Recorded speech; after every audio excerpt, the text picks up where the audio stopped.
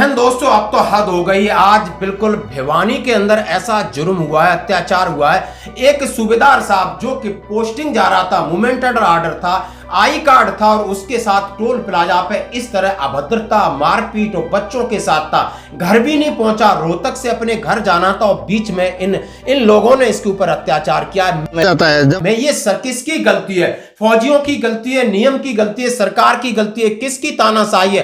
क्योंकि सैनिकों के ऊपर लगातार टोल प्लाजा और पुलिस हावी होती जा रही है और ये सरकार मूक दर्शक बनी है। लेटर निकाला जाता है, यदि सैनिक आपको आई कार्ड दिखाता है तो टोल प्लाजा कर्मचारी उसको सलूट करेगा क्योंकि देश के रक्षक हैं। ये सलूट है या सलूक है? अरे शर्म करो। कम से कम इस बात को उठाने के लिए मैं अपने छोटे भाई महेश चौहान को शुक्रिया अदा करता हूं। उन्होंने फौजी न्यूज चैनल पर इतनी सारी और अच्छी कवरेज दी, हर जगह जाकर उन सूबेदार साहब के साथ खड़े हैं। उन्होंने कहा है कि मैं कोई मीडिया कर्मी नहीं हूं, मैं एक सैनिक हूं, भूतपूर्व सैनिक हूं। पंजाब में जैसा हुआ है वैसा ही मैं करके दिखाऊंगा। सभी भूतपूर्व सैनिकों को आगाह किया है कि उठ जाओ, घर से बाहर निकलो, उठ जाओ, घर से बाहर निकलो, नहीं ये हश्र होने वाला है। यहां चाहे कोई कर्नल हो, चाहे कोई भी हो, ये लोग अंधे हैं, नशे में चूर हैं। उन्हें पता है कि नेताओं का हाथ इनके ऊपर है, पुलिस का हाथ इनके ऊपर है। आप जाइए सरहद पर, गोली चलाइए, मरिए, आपका परिवार तड़फे, शहीद हो जाओ, एक दिन आपको सलूट मिल जाएगा। फॉर्मेलिटी के नाम पर आपकी कोई देखभाल नहीं, कोई इज्जत नहीं है।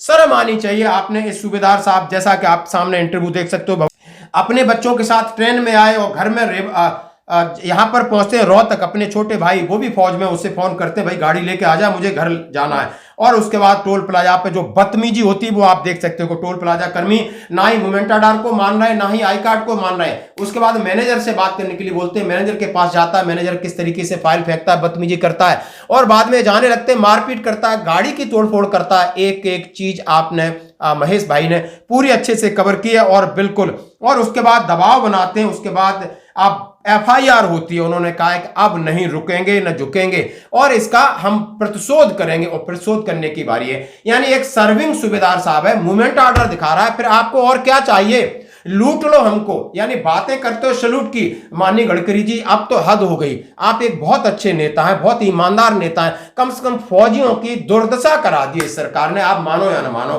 टोल प्लाजा पे कंफ्यूजन, पुलिस के साथ कंफ्यूजन, कहीं भी जाओ कंफ्यूजन, एडवाइजरी निकलती है, लेटर निकलता है, एक्शन कोई नहीं होता है। और ना ही सेना इसके ऊपर कोई दबाव बनाने पे कामयाब हो रही।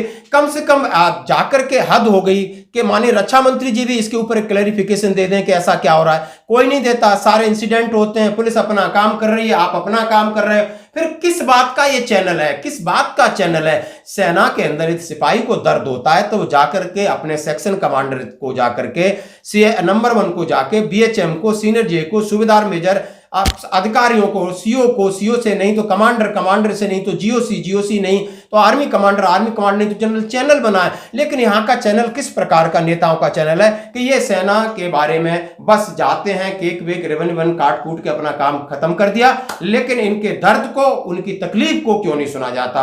क्यों नहीं समझा जाता? क्यों इतना समय लगता है? क्यों सैनिकों को एजिटेशन करा रहे हो?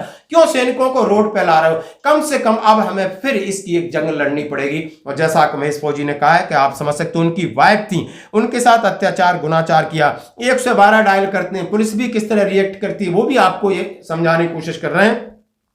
उसके बाद गाड़ी में कितना पत्थर मारते हैं, आप डेंट देख सकते हो, गाड़ी का शीशा टूटा जा सकता है। क्या एक फौजी टोल प्लाजा पे 20, 25, 50 आदमी से लड़ सकता है? और लड़ेगा तो पिटेगा ही ना, पर पिटेगा ही नहीं, क्योंकि उनके अंदर न तो दर्द है, न रेस्पेक्ट। तो गई तेल लेने, रेस्पेक्ट बोलते हैं सलूट मारो, इनको सलूट, ये सलूट मारेंगे। आई कार्ड जहां किसी को बोला जाता है कि अपना कॉन्फिडेंशियल डॉक्यूमेंट है, किसी के हाथ में नहीं देना, उसको भी दे दो, वो भी स्कैन कर लें, मूवमेंट ऑर्डर भी स्कैन कर लें। कहां गई सिक्योरिटी? क्यों मजाक बना रखा है? कब तक इस आप मजाक बनाते रहोगे? आप महेश फौजी का वीडियो देखिए और बिल्कुल इसके ऊपर